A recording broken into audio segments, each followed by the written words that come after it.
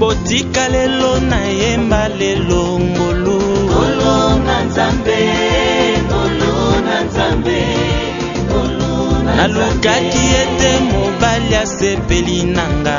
Ngolu na nzambe, ngolu na nzambe, ngolu na nzambe. Nakotaki kelasi po nakoyeba nzambe te. Ngolu na nzambe, ngolu na nzambe, ngolu na nzambe. Iye ngolu na nzambe nanga. Ngolu na nzambe, Iye ngolu na nzambe, ngolu na nzambe. Kolonanga, tika na yemba ngolu na yo. Ebiki lelo, tika na yemba ngolwe. Ngolu na nzambe, ngolu na nzambe, ngolu na nzambe. Ebiki lelo, tika na yemba ngolwe. Ngolu na nzambe, ngolu na nzambe, Ngolu yango ezali liloba bomo. ngolu na nzambe, ngolu na nzambe. Sur les saints d'Abraham. Vous savez, la parole de Dieu détient beaucoup de tournures, mais nous voulons juste apporter une lumière sur les saints d'Abraham. Parce que ce chapitre de la Bible devient un sujet de beaucoup de problèmes. Si quelqu'un meurt, ou peut-être il dort, ou il est dans le coma, il prend ces versets pour soutenir qu'il a vu Dieu, il a vu Abraham, il a vu beaucoup de gens. Mais nous voulons juste éclairer ces sujets. Nous sommes dans Luc chapitre 16, verset 19. Il y avait un homme riche qui était vêtu de pourpre et de fin lin et qui chaque jour menait joyeuse et brillante vie.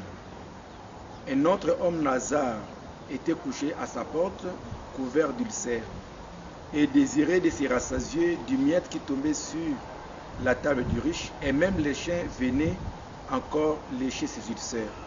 Les pauvres moururent et il fut porté par les anges dans les seins d'Abraham. Les riches moururent aussi et il fut enseveli dans les séjours des morts. Il leva les yeux et tandis qu'il était en proie au tourment, il vit de loin Abraham et Lazare dans son sein. Il s'écria, Père Abraham, aie pitié de moi et envoie Lazare pour qu'il trempe les bouts de son doigt dans l'eau et me rafraîchisse la langue quand je souffre cruellement dans cette flamme. Abraham répondit, mon enfant, souviens-toi que tu as reçu des biens pendant ta vie et que Lazare a eu les maux pendant la sienne. Mais maintenant, il est ici consolé et toi, tu souffres.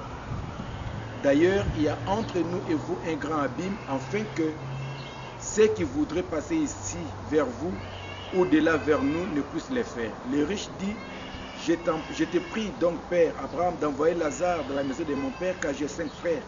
C'est pour qu'il leur atteste ces choses, afin qu'ils ne viennent pas aussi dans ces lieux de tourment.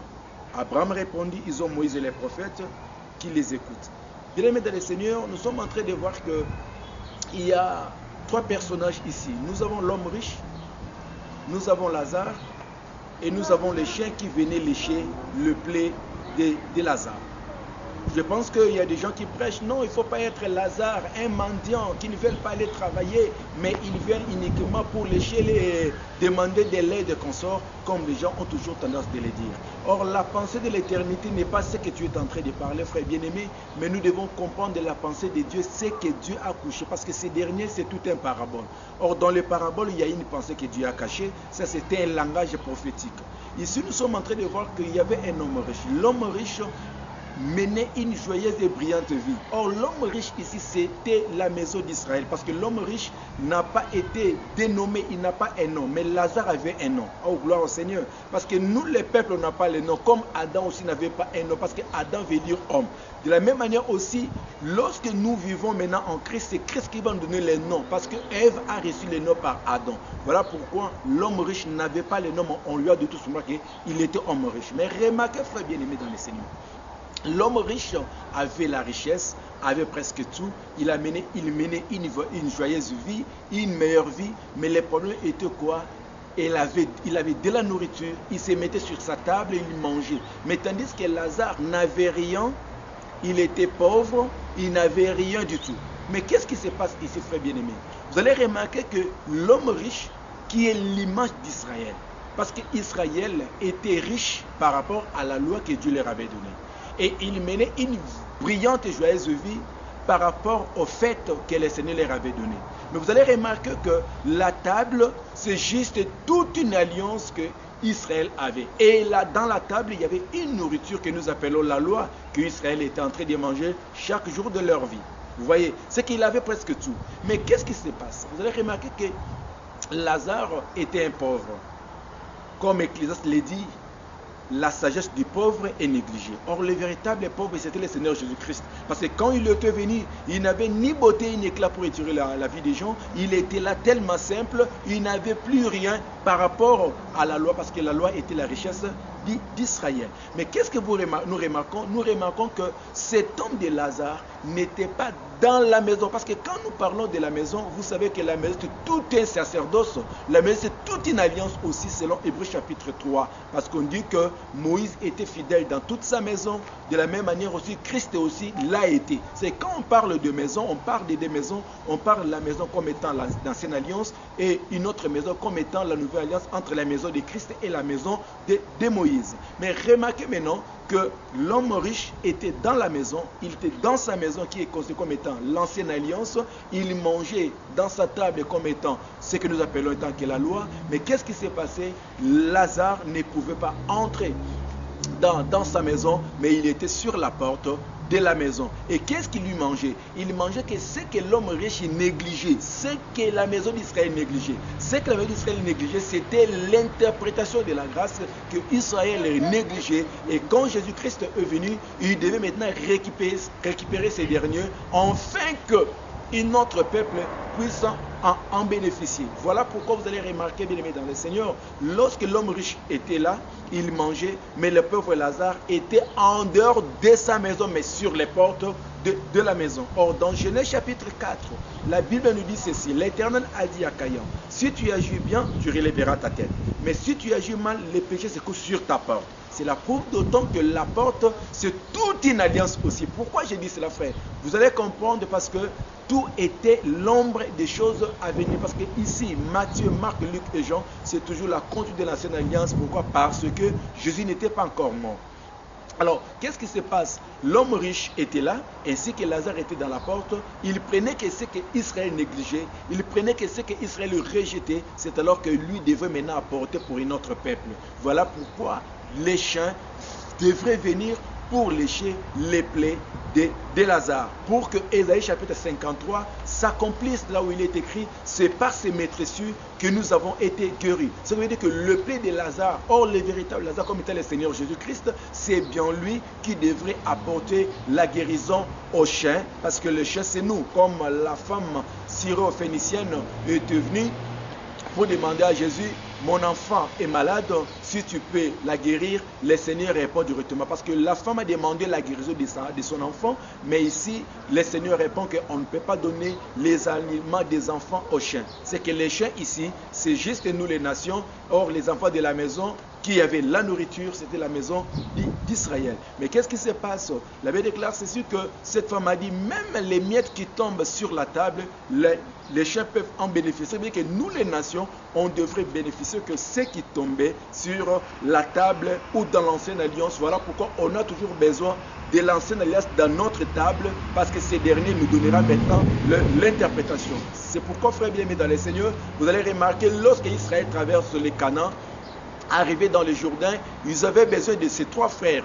Ils avaient besoin de Riban, Dan et Gad et demi tribu de Manassé, qu'ils traversent avec dans les Canaan pour qu'ils combattent ensemble. Vous allez remarquer qu'après les combats, tous ces trois frères vont retourner de l'autre côté. C'est pour montrer réellement qu'on n'a pas besoin de vivre avec la loi, mais on a besoin de la loi dans notre table, juste pour apporter l'interprétation. Quand l'interprétation vient, il doit rentrer comme Mephibosheth. Vous avez remarqué que Mephibosheth était important sur la table de David, parce que David, comme étant la grâce, il a besoin de la loi dans sa table, parce que ce dernier apportera une révélation.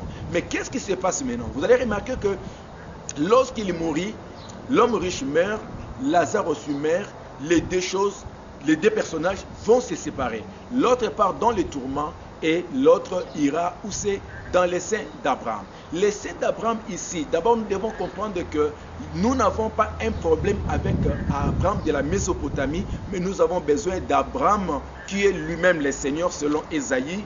Ésaïe confirme quelque chose. Je dois lire encore pour la meilleure compréhension. Je suis dans Ésaïe, chapitre 63, verset 16.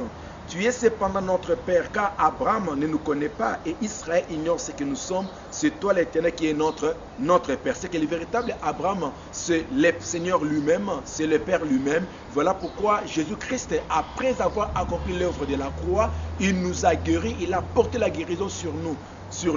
Par rapport à l'œuvre de la croix, il dit je m'en vais au Père. Ce que partir au Père veut dire quoi? Retourner dans le trône, retourner dans les seins d'Abraham. Vous allez remarquer que maintenant, les seins d'Abraham, ce n'est pas le ciel, mais les seins d'Abraham, c'est entrer dans les promesses de Dieu, c'est entrer dans ce que le Père avait dit. Voilà pourquoi il y a un problème ici, parce que quand les gens regardent les seins d'Abraham, ils croient que les seins d'Abraham, c'est le ciel, ou les seins d'Abraham, c'est le paradis. Parce que ici, si vous allez remarquer que l'homme riche meurt, Lazare meurt, il n'y a pas une souvenance dans les séjours des morts, du Salomon. Parce que dans les séjours des morts, il n'y a plus de souvenance pour un mort. Mais vous allez remarquer que si l'homme riche reconnaît Abraham et reconnaît aussi Lazare, mais il demande que j'ai 5 frères qu'ils puissent envoyer déjà pour aller prêcher leurs frères. Ce qui se passe ici, c'est que c'était un langage prophétique qui demande une lumière. La première des choses, nous devons comprendre ensemble que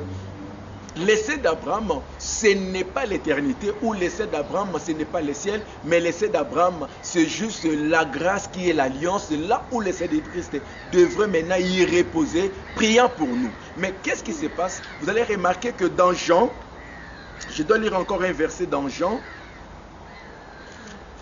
Dans Jean,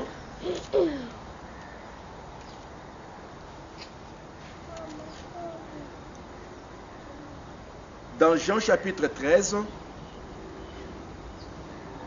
je prends le verset 22.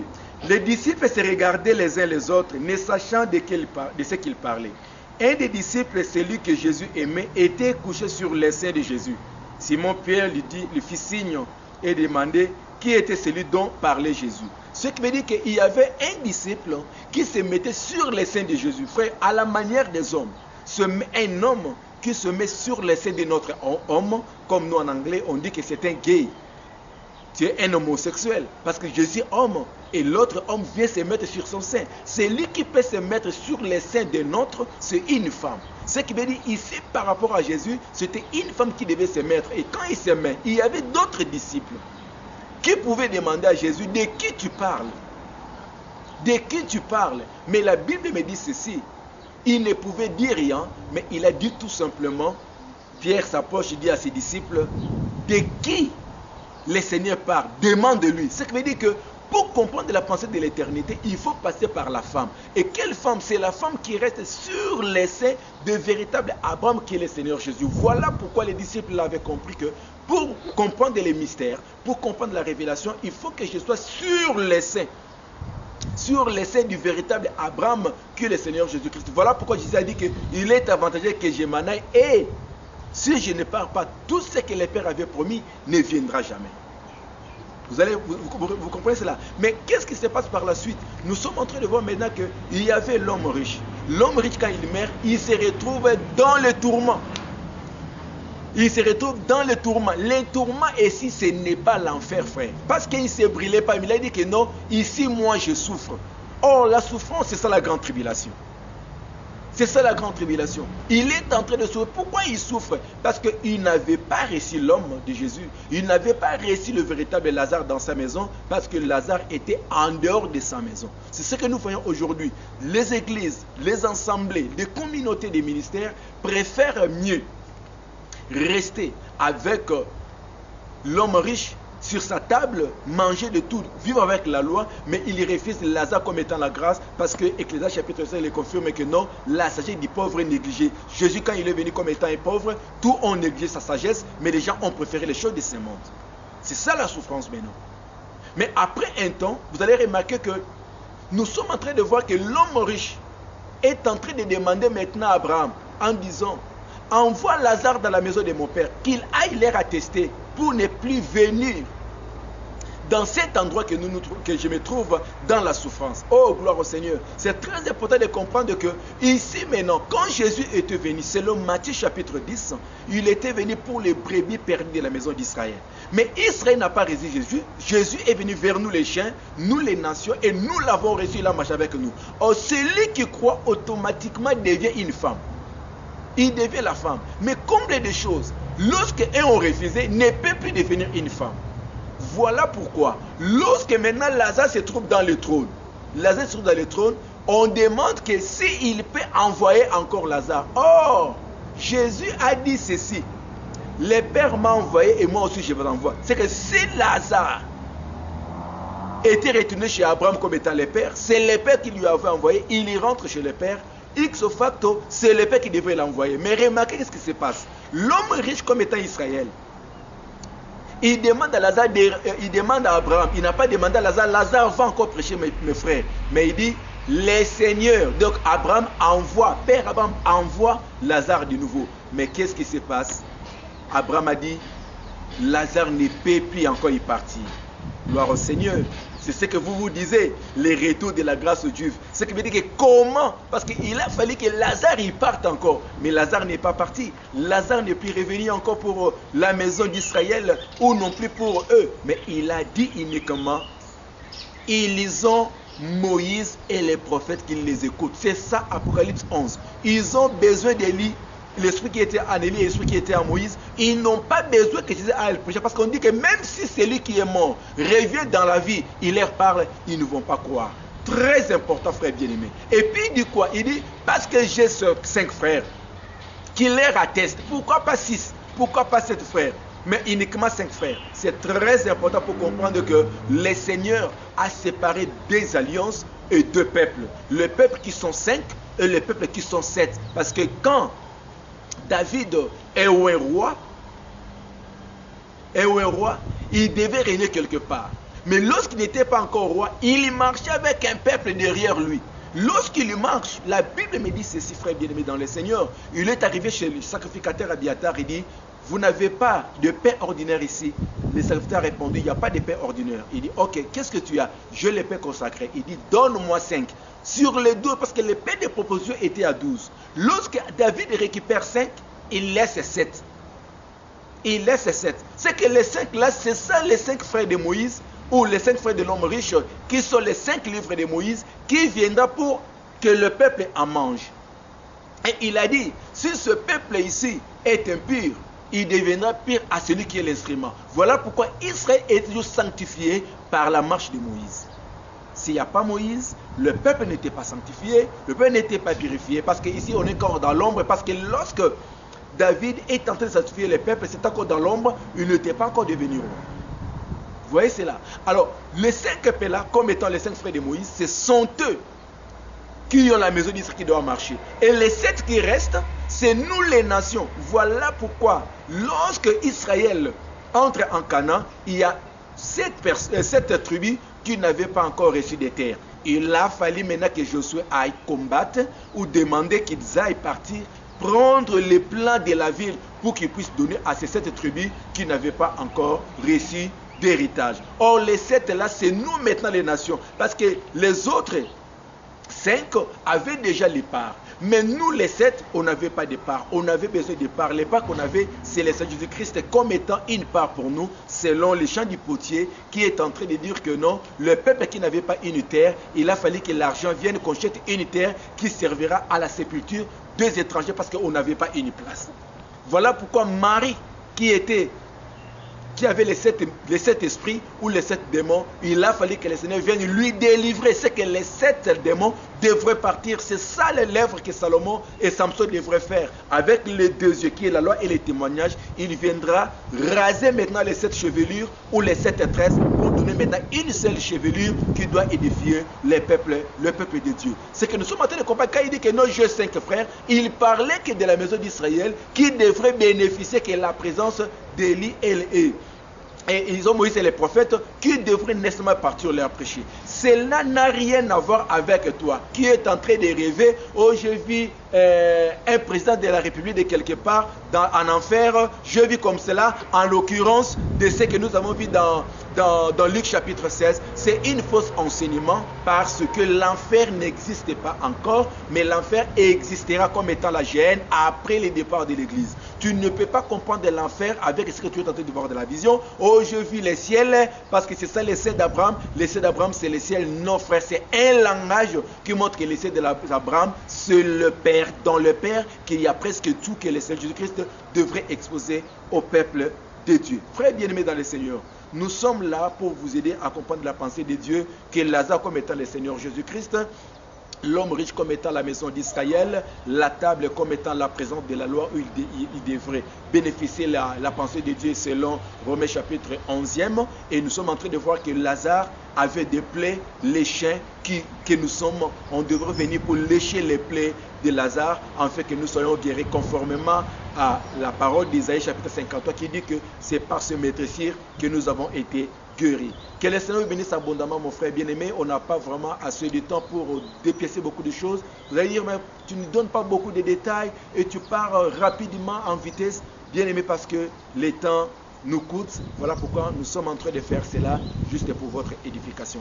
Que le Seigneur vous bénisse. Si vous avez encore besoin de la lumière sur certaines des choses, nous sommes là pour vous éclairer par la grâce du Seigneur. Que le Seigneur vous bénisse et nous allons nous rencontrer à la prochaine. Si tu avais de nous contacter, 0027 84 810 50 43, vous m'aurez. Que le Seigneur vous bénisse et nous allons rencontrer à la prochaine occasion. Bye.